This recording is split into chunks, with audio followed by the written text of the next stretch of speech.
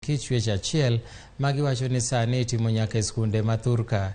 Tend riwruogno koro dwaro mondo mi piny owacho ma pachoka onon matut sikunde kod buge manyalo bedo ni nitiere skundego eko mitiyo godo e temo rwako jopuonjre e weche mag timo hera e kichwech achiel.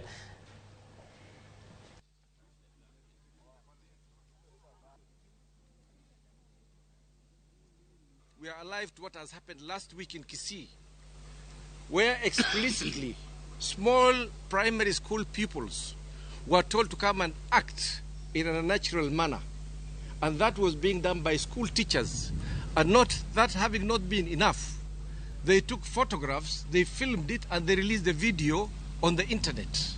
Individuals and countries are being coerced.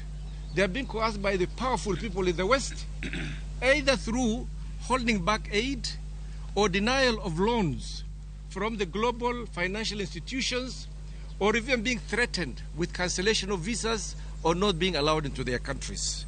We should stand up firm. We believe in our principles and we believe in our religions. We fear God and we don't succumb to that. We call upon all God-fearing people of this country to stand up firm and to be on the lookout. We call upon the Ministry of Education to conduct an audit of books, both in circulation and in print in Kenya, whether in schools or in bookshops, by various authors and publishers that encourage same-sex relations and ban their books and such curriculum from our country.